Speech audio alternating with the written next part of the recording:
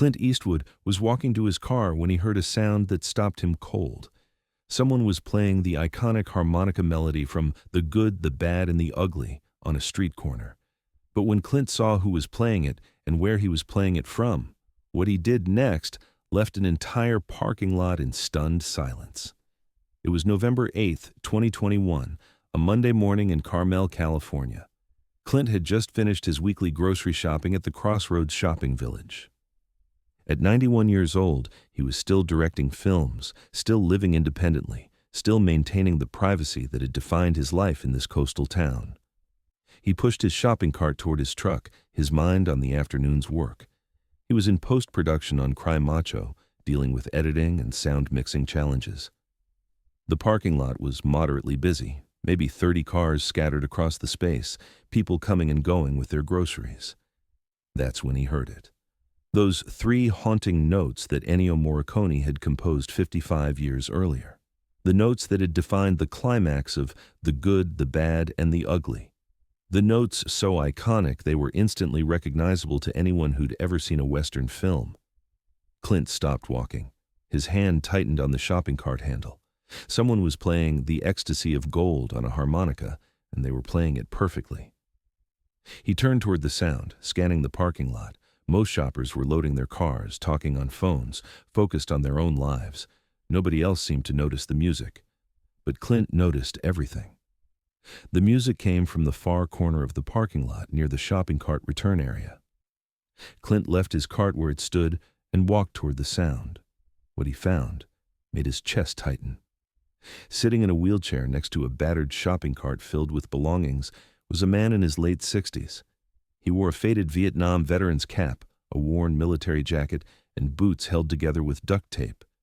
His weathered face showed the hard years of someone who'd spent considerable time outdoors. A cardboard sign leaned against his wheelchair. Homeless veteran. Anything helps. God bless. The man was playing with his eyes closed, completely lost in the music. The melody pouring from that small harmonica was absolutely perfect. Every note, every pause, every emotional rise and fall was exactly as Morricone had written it, as Clint had heard it performed in the studio in 1966. Clint stood 15 feet away, just listening. A few other shoppers had stopped too, drawn by the unexpected beauty. But nobody recognized the elderly man in the baseball cap and casual clothes as Clint Eastwood. When the song ended, the veteran opened his eyes. They were clear and intelligent, contradicting the rough exterior. He noticed the small crowd, nodded his thanks, and several people dropped bills into a coffee can on his lap. Clint walked forward slowly, pulling out his wallet, but he wasn't reaching for money yet. He was studying the man's face, something nagging at his memory.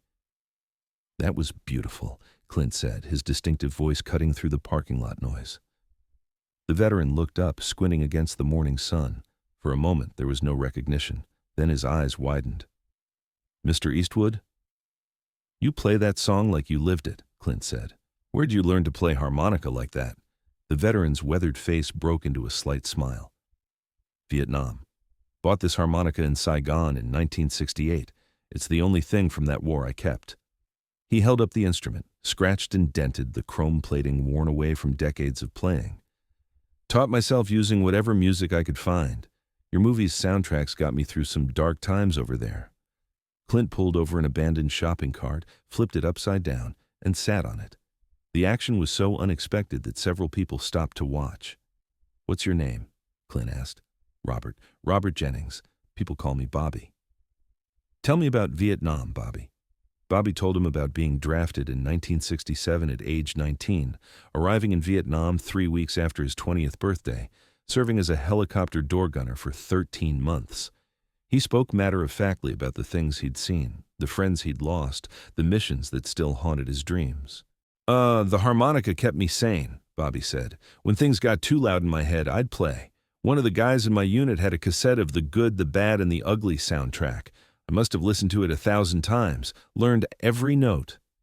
"Why this parking lot?" Clint asked. Bobby gestured at his wheelchair. "Diabetes took my left leg 3 years ago. Can't stand for long periods. This corner's been good to me. People here are kind. Security doesn't hassle me as long as I stay in this spot." Where do you sleep? Shelter when there's space, my car when there's not. Bobby pointed to an ancient Honda Civic at the far edge of the lot. That's home most nights. Clint sat on that upturned shopping cart, and something in his expression shifted. The people watching saw it, though they didn't understand what it meant. But Bobby saw it. It was the look of a man making a decision. Bobby, why Ennio's theme? Why that specific song? Bobby looked down at his harmonica, turning it over in his weathered hands. Because it's about three men searching for gold, willing to do terrible things to get it, and in the end, only one walks away, and you wonder if he's really won anything at all. That's what war felt like, Mr. Eastwood. We all went searching for something, glory, purpose, survival, and most of us came back wondering what we actually found. The parking lot had gone quiet. A small crowd had gathered, maybe 20 people, keeping a respectful distance. Some had recognized Clint. Phones were coming out. Play it again, Clint said. But this time, play it like you're back in that helicopter. Play it for every guy who didn't make it home. Bobby's eyes filled with tears, but he nodded. He raised the harmonica to his lips, and what came out was different. This time, the melody was raw, painful, filled with grief and longing that seemed to emanate from somewhere beyond the instrument itself. This wasn't entertainment. This was testimony. This was prayer. This was a 50-year conversation with ghosts. Clint sat perfectly still, listening with complete attention. His eyes were closed, and the expression on his face was pure empathy, pure connection to another human being's pain.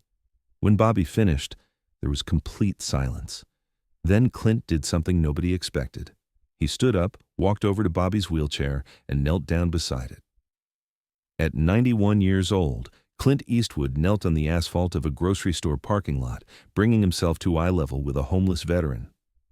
"Bobby," Clint said, his voice thick with emotion, "I made movies about war. You lived it. I played tough guys. You were one.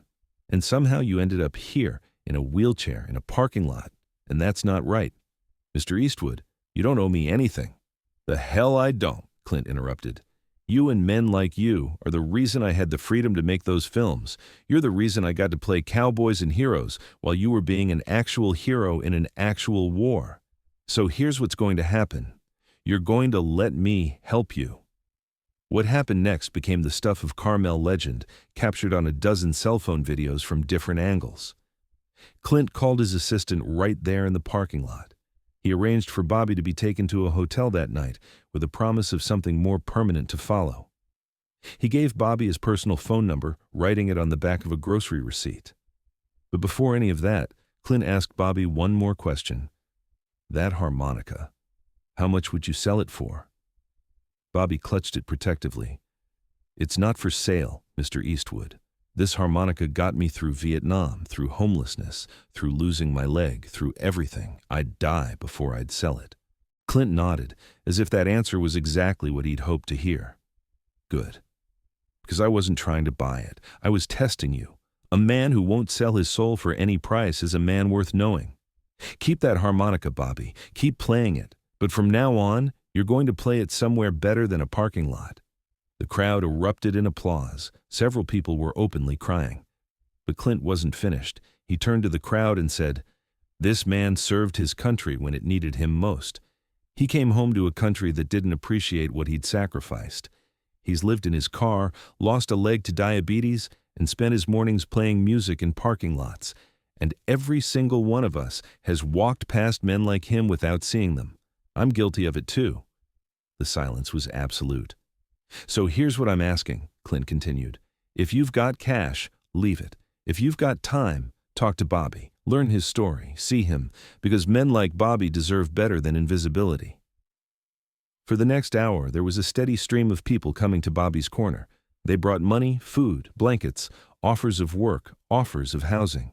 Bobby sat in his wheelchair, overwhelmed, tears streaming down his face, his harmonica clutched in his hands.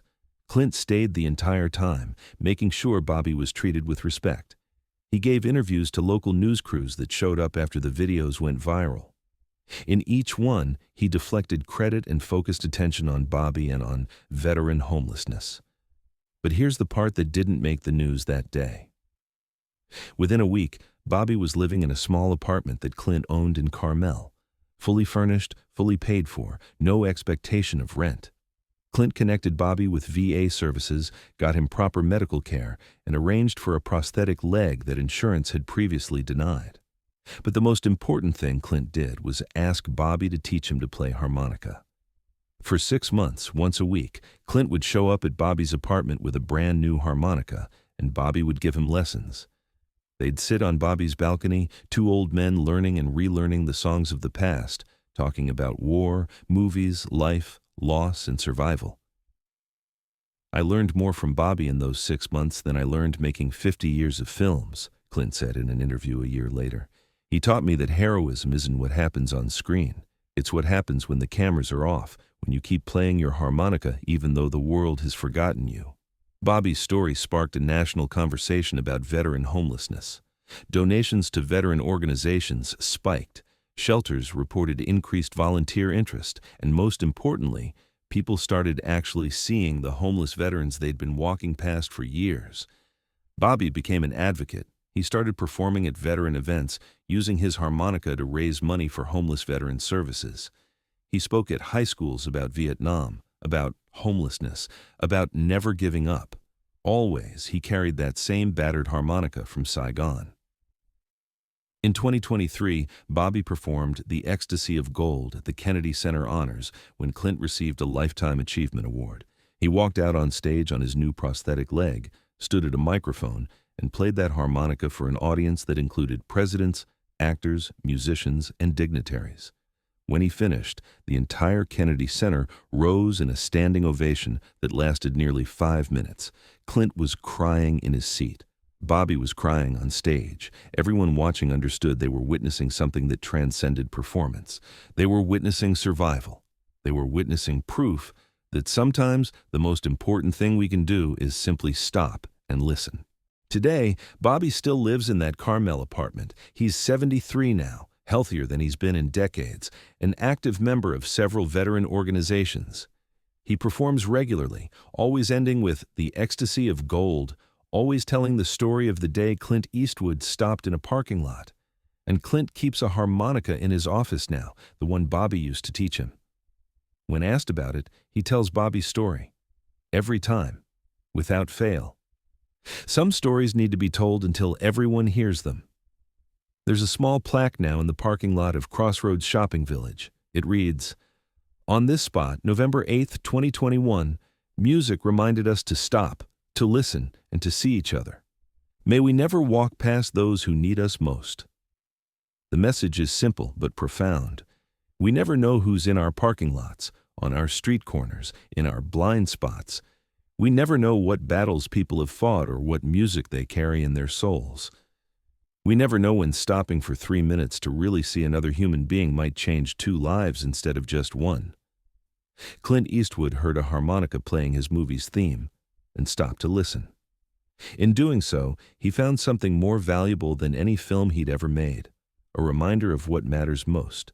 Not the characters we play or the fame we achieve, but the human connections we make when we choose to see each other as we truly are. And Bobby Jennings found something he thought he'd lost in Vietnam. Proof that he still mattered, that his music still had power, that his survival meant something. If this story of unexpected connection and the power of simply stopping to listen moved you, make sure to subscribe and hit that like button. Share this with someone who needs to be reminded that we all have the power to change lives by simply paying attention. Have you ever stopped for someone when everyone else walked past, or has someone stopped for you? Share your story in the comments, and don't forget to ring that notification bell for more incredible true stories about the humanity behind the headlines.